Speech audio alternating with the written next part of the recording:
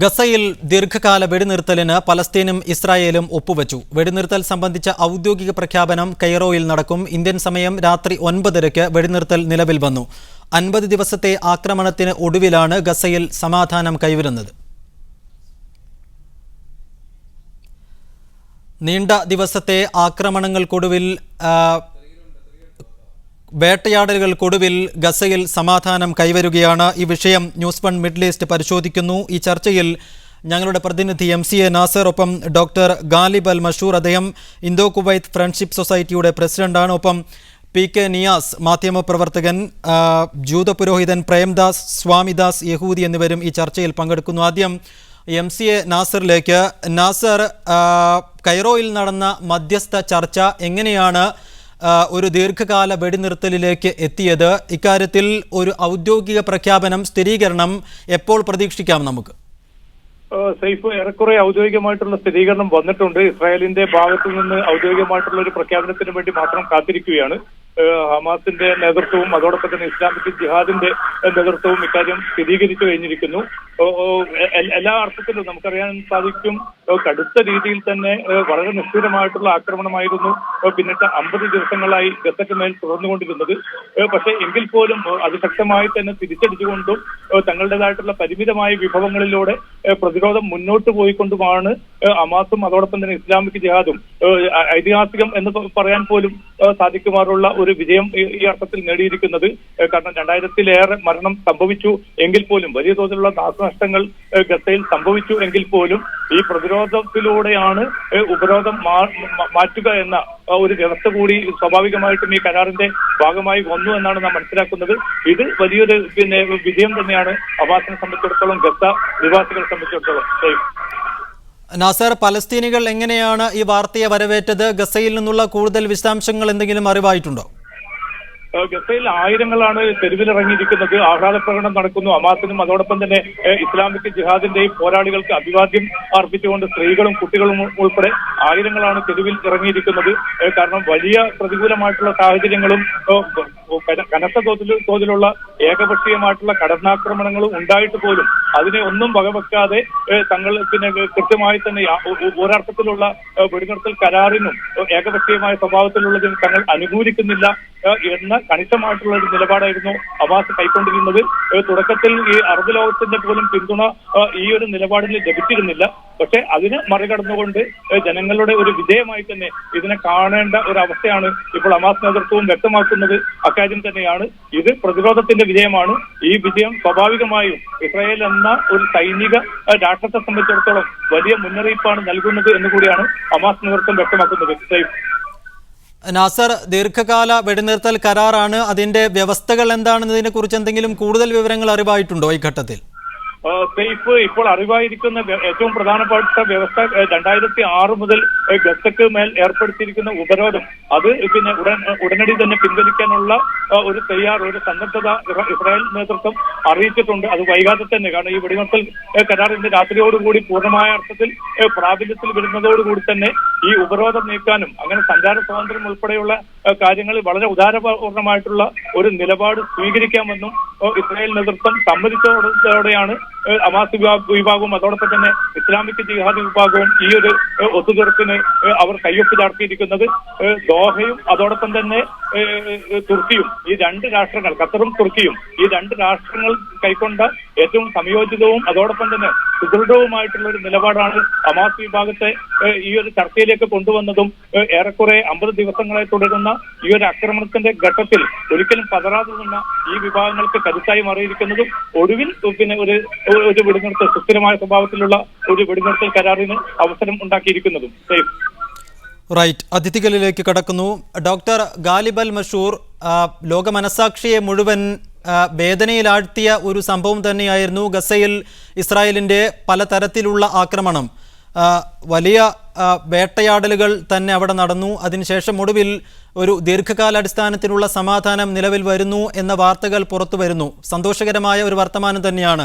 എങ്ങനെയാണ് ദീർഘകാലാടിസ്ഥാനത്തിലുള്ള വെടിനിർത്തൽ കരാറിലേക്ക് ഇരു രാജ്യങ്ങളും എത്തിയത് എന്നാണ് താങ്കൾ കരുതുന്നത്?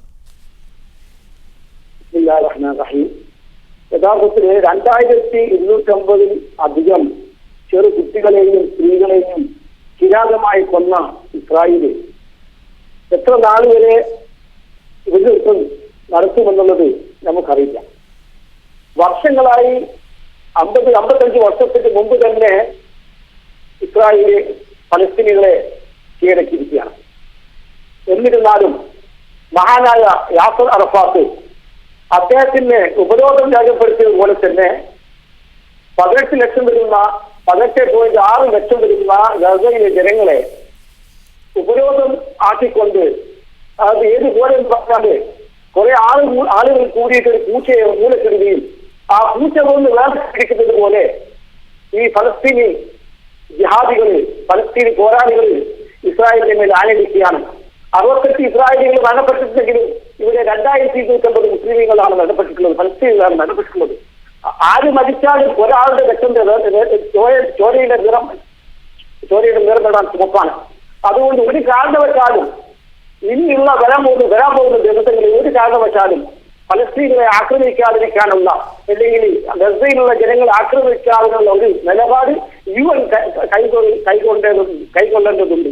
അതുപോലെ തന്നെ യുണൈറ്റഡ് നേഷൻസ് വെറുതെ മിണ്ടാപ്രിയതയായി നിൽക്കുന്നതിന് വലിയൊരു ആശ്ചര്യം തോന്നുകയാണ്. അത് മാത്രമല്ല, ഇന്ത്യ ഗവൺമെന്റ് ഒരു റെസൊല്യൂഷൻ പോലും ഈ ഫലസ്തീനികളെ ആക്രമിച്ചിട്ട് അത് നടത്തിയില്ല എന്നത് വളരെ ഖേദകരമായ സംഗതിയാണ്. റൈറ്റ്. ശ്രീ പ്രേമദാസ് സ്വാമിദാസ്, മനുഷ്യത്വമുള്ള ലോകത്തെ മുഴുവൻ മനുഷ്യരും മനസ്സുകൊണ്ട് അപലപിച്ചിട്ടുണ്ട് ഇസ്രായേലിൻ്റെ ആക്രമണത്തെ. ഒപ്പം പലസ്തീനിൽ ഇരകളാക്കപ്പെട്ട 10,000-കണക്കിന് പേർ, ലക്ഷക്കണക്കിന് പേരോട് മനസ്സുകൊണ്ട് അവർക്ക് ഐക്യദാർഢ്യം പ്രഖ്യാപിക്കേണ്ടതായും വന്നിട്ടുണ്ട്. അത്രയേ അവർക്ക് ചെയ്യാൻ സാധിക്കുമായിരുന്നുള്ളൂ. നേരത്തെ ഇപ്പോൾ ഡോക്ടർ ഗാലിബ് അൽ മഷൂർ സൂചിപ്പിച്ചതുപോലെ 2200ഓളം പലസ്തീനികൾ കൊല്ലപ്പെട്ടു. അസംഖ്യം ഭവനങ്ങൾ, അവിടുത്തെ സർക്കാർ ഓഫീസുകൾ, പലതരം സ്ഥാപനങ്ങൾ എല്ലാം തകർക്കപ്പെട്ടു. ഇതിനെല്ലാം അപ്പുറത്ത് ഈ ആക്രമണത്തിലൂടെ ഇസ്രായേൽ എന്താണ് നേടിയത്? ആക്രമണത്തിലൂടെ ഇസ്രായേൽ എന്ത് നേടിയെന്ന് ചോദിച്ചാൽ ഇതൊരു ആക്രമണമായിരുന്നില്ല. ഇസ്രായേൽ ജനതയുടെ സുരക്ഷയ്ക്ക് വേണ്ടി നീക്കിയ ഒരു സായുധ നീക്കം മാത്രമായിരുന്നു. 2000-ലധികം അറബികൾ കൊല്ലപ്പെട്ടു എന്നത് ദുഃഖകരമാണ്. അതുപോലെ തന്നെ 67-ലധികം ഇസ്രായേലിയും കൊല്ലപ്പെട്ടു, അതും ദുഃഖകരമാണ്. ഈ രണ്ട് ജനതകളും അവരെ ഷേമി വർഗത്തിൽപ്പെട്ട ഏകദൈവ വിശ്വാസികളായ ജനതകളാണ്. അവർ തമ്മിൽ സംഘർഷം നിലനിൽക്കുന്നത് തന്നെ ദുഃഖകരമാണ്. പക്ഷേ ഹമാസ് എന്ന ഭീകര സംഘടന ഇസ്രായേലിലേക്ക് തുരങ്കങ്ങൾ പണിയുകയും ഇറാനിൽ നിന്നുള്ള ആയുധ കൂമ്പാരം ശേഖരിച്ച് ഇസ്രായേലിലേക്ക് മിസൈലുകൾ വർഷിക്കുകയും ചെയ്തതിന്റെ പശ്ചാത്തലത്തിലാണ് സുരക്ഷയ്ക്ക് വേണ്ടി ഇസ്രായേൽ സായുധ സേന ഗാസയിലേക്ക് കടന്നത്. അത് ഇന്ന് അതിന് സമാപ്തി കുറിക്കുന്നു എന്നറിയുന്നത് ഏറെ ആശ്വാസകരമാണ്. റൈറ്റ്. ഞാൻ താങ്കളിലേക്ക് തിരികെ എത്താം. ശ്രീ PK നിയാസ്, ഇപ്പോൾ സ്വാമിദാസ് സൂചിപ്പിച്ചതുപോലെ പലസ്തീനിൽ യാതനകൾ അനുഭവിക്കേണ്ടി വന്ന പലസ്തീനികൾക്ക് ആ യാതനകൾക്കുള്ള കാരണക്കാർ ഹമാസ് ആണെന്ന അദ്ദേഹത്തിൻ്റെ വാദത്തിൽ എത്രത്തോളം സാങ്കത്യമുണ്ട്? വളരെ ഖേദകരമെന്ന് പറയട്ടെ, എൻ്റെ സുഹൃത്ത് സംസാരിച്ചത് ഹമാസിനെ ഒരു ഭീകര സംഘടനയായി ചിത്രീകരിക്കാനാണ് അദ്ദേഹം ശ്രമിച്ചിരിക്കുന്നത്. യഥാർത്ഥത്തിൽ ഫലസ്തീനിലെ സംഭവവികാസങ്ങളെ പരിശോധിച്ചു കഴിഞ്ഞാൽ നമുക്ക് മനസ്സിലാവുന്ന ഒരു കാര്യമുണ്ട്. ആരാണ് ഭീകരർ? ഒരു രാജ്യത്തിന്റെ, ഒരു പ്രദേശത്തിന്റെ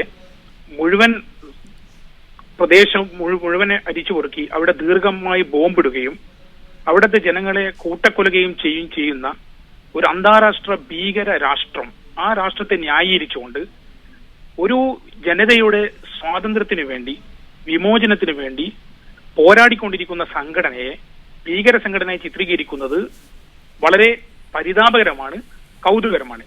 ഈ വിഷയത്തിലേക്ക് അധികം സംസാരിക്കേണ്ടതില്ല, കാരണം ലോകത്തിന് അറിയാവുന്ന ഒരു കാര്യമാണിത്. അദ്ദേഹം പറഞ്ഞ ഒരു കാര്യം കൂടി പറയാതിരിക്കാൻ നിർവാഹമില്ല.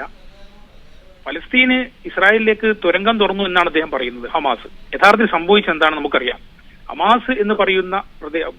ഹമാസ് ഗസയിലെ ഭരണകൂടമാണ്. അതായത് ജനാധിപത്യപരമായി തെരഞ്ഞെടുക്കപ്പെട്ട ഒരു ഗവൺമെന്റിന്റെ നേതൃത്വം നൽകുന്ന സംഘടനയാണ് ഹമാസ്. അവരെ സംബന്ധിച്ചിടത്തോളം 2006 മുതൽ തുടർച്ചയായി നടക്കുന്ന ഉപരോധം, ആ ഉപരോധം നീക്കുവാൻ വേണ്ടിയുള്ള എല്ലാ ശ്രമങ്ങളും പരാജയപ്പെട്ടപ്പോൾ അവർക്ക് പിടിച്ചു നിൽക്കാൻ അല്ലെങ്കിൽ വിമോചന പോരാട്ടം നടത്തണമെന്ന് നിർബന്ധിതരായി. ഇന്ന് നമ്മൾ ആ വിഷയത്തിലേക്ക് പറയുമ്പോൾ കുറച്ച് വിശദീകരിക്കേണ്ടതുണ്ട്. ഇന്നത്തെ ചർച്ച, ഇന്നത്തെ കരാറ് അതിനെ സംബന്ധിച്ച് പറയുകയാണെങ്കിൽ അതിൽ പ്രധാനപ്പെട്ട ഒരു പോയിന്റ് എന്താണെന്ന് വെച്ചാൽ, ഫലസ്തീനികൾക്ക്, ഗസയിലെ മീൻപിടുത്തക്കാർക്ക് ഇതുവരെ അവരുടെ കടലില് 3 നോട്ടിക്കൽ മൈൽ അപ്പുറത്തേക്ക് പോകാനുള്ള സ്വാതന്ത്ര്യം പോലും ഇസ്രായേൽ നൽകിയിരുന്നില്ല. പക്ഷെ ഇന്ന് ഈ കരാറിലൂടെ വെളിവായിക്കുന്ന ഒരു കാര്യം എന്ന് പറയുന്നത് 6 നോട്ടിക്കൽ മൈൽ വരെ പോയി മീൻ പിടിക്കാനുള്ള അവകാശം ഇസ്രായേൽ വകവെച്ചു കൊടുത്തിരിക്കുകയാണ്. എന്ന് മാത്രമല്ല, രണ്ടാമത്തെ പ്രധാനപ്പെട്ട ഒരു സംഭവം എന്ന് പറയുന്നത്, ഈ സീ പോർട്ട്, എയർപോർട്ട് തുടങ്ങി ഹമാസ് ഉന്നയിച്ചിരിക്കുന്ന കാര്യങ്ങൾ നൽകാൻ ഒരു മാസത്തിനകം നടത്തുന്ന ചർച്ചയിൽ അത് വകവെച്ചു കൊടുക്കാൻ, അല്ലെങ്കിൽ അതുമായി ബന്ധപ്പെട്ട കാര്യങ്ങൾ ചർച്ച ചെയ്യാൻ ഇസ്രായേൽ സന്നദ്ധമായിരിക്കുകയാണ്. അതുപോലെ തന്നെ 100ഓളം പ്രിസണേഴ്സിനെ 2011 ഷാലിത്തിന്റെ പേരിൽ റിലീസ് ചെയ്ത 100ഓളം തടവുകാരെ ഇസ്രായേൽ വീണ്ടും അറസ്റ്റ് ചെയ്യുകയുണ്ടായി. ആ ആളുകളെ വീണ്ടും റീ അറസ്റ്റ് ചെയ്തതിനെ കുറിച്ചും ഹമാസ് ഉന്നയിച്ചിട്ടുണ്ട്. അതും ചർച്ചയിൽ വരാമെന്ന് പറഞ്ഞു. അപ്പൊ ചുരുക്കി പറഞ്ഞാല്, ഈ ഭീകരത എന്നൊക്കെ പറഞ്ഞു ഇരിക്കുന്ന ഹമാസിനെ അവസാനം ഈ ചർച്ചയിൽ, അല്ലെങ്കിൽ ഇന്ന് നടന്ന വെടിനിർത്തല്, ഇസ്രായേൽ പോലും ഹമാസിന്റെ ആവശ്യങ്ങൾ അംഗീകരിച്ചിരിക്കുകയാണ്. അതിൽ നിന്ന് മനസ്സിലാവുന്നത്, ഇസ്രായേൽ ഇത്രയും കാലം ഗസയെ അവരുടെ ഉപരോധത്തിന്റെ നുകത്തിൽപ്പെടുത്തി എന്നുള്ളത് ഇസ്രായേൽ തന്നെ സമ്മതിച്ചിരിക്കുകയാണ്. അപ്പോൾ അതിന്റെ അടിസ്ഥാനത്തിലാണ് ഈ ഉപരോധം നീക്കുന്നതിന്റെ ഭാഗമായുള്ള ചർച്ചകളോട് അതുകൊണ്ടാണ് ഹമാസ് നേതാക്കന്മാർ ഇന്ന് പറഞ്ഞിരിക്കുന്നത്, ഹമാസും ഇസ്ലാമിക് ജിഹാദും ഒരുപോലെ അവകാശപ്പെട്ടിരിക്കുന്നു, ഇത് ഞങ്ങളുടെ വിജയമാണെന്ന്. കാരണം ഇത്രയും കാലം അവർ ആവശ്യപ്പെട്ടത് അതായിരുന്നു, ഉപരോധം നീക്കുക. അപ്പൊ ഉപരോധം നീക്കുന്നതിന്റെ ഒന്നാമത്തെ പടിയായിട്ട് 5 ക്രോസിംഗുകളാണ്, അതായത് ഈജിപ്തിലേക്കുള്ള റഫയിലെ ക്രോസിംഗ് ഉൾപ്പെടെ 5 ക്രോസിംഗുകളാണ് യഥാർത്ഥത്തിൽ ഗസക്കാർക്ക് പുറംലോകവുമായി ബന്ധപ്പെടാനുള്ള വഴികൾ. ആ ക്രോസിംഗുകൾ തുറന്നു കൊടുക്കുവാൻ ധാരണയിരിക്കുകയാണ്. അതായത് ഇസ്രായേൽ 4 ക്രോസിംഗ് തുറന്നു കൊടുക്കും. ഞാൻ തിരികെ എത്താം താങ്കളിലേക്ക്, ശ്രീ PK നിയാസ്. ശ്രീ സ്വാമിദാസ്, ഇപ്പോഴും ഈ വാർത്ത ദീർഘകാലാടിസ്ഥാനത്തിലുള്ള ഒരു വെടിനിർത്തൽ ധാരണയിൽ ഇരു രാജ്യങ്ങളും എത്തി എന്ന വാർത്ത ഇപ്പോഴും ഇസ്രായേൽ സ്ഥിരീകരിച്ചിട്ടില്ല. അങ്ങനെയുള്ള വാർത്ത എവിടെ നിന്നും വന്നിട്ടില്ല. ഹമാസിന്റെ ഭാഗത്ത് നിന്ന് മാത്രമാണ് വാർത്ത പൂർണ്ണമായും വന്നിട്ടുള്ളത്. ഇത് തെളിയിക്കുന്നത് പൂർണ്ണമായ ഒരു മാനസിക തൃപ്തിയോടെയാണ് ഇങ്ങനെ ഒരു വെടിനിർത്തൽ കരാറിന് ഇസ്രായേൽ സന്നദ്ധമായത് എന്നാണോ? എന്ന് പറയാൻ പറ്റില്ല. ഇസ്രായേലിന് അതിൻ്റെതായിട്ടുള്ള സുരക്ഷാ ക്രമീകരണങ്ങളും സുരക്ഷാ ഏർപ്പാടുകളും ഉണ്ടാക്കേണ്ടതായിട്ടുണ്ട്. ബെന്യാമിൻ നെതന്യാഹുവിന് അദ്ദേഹത്തിന്റെ ക്യാബിനറ്റിന് സമ്മതം വാങ്ങേണ്ടതുണ്ട്. അങ്ങനെയുള്ള സാങ്കേതിക കാര്യങ്ങളാകാം ഈ പബ്ലിക് പ്രൊനൗൺസിയേഷൻ നീണ്ടുപോകുന്നത്. പക്ഷേ ഒരു യുദ്ധസമാപ്തിയിലേക്ക് ഇസ്രായേൽ വന്നെത്തിയിരിക്കുന്നു എന്ന് തന്നെയാണ്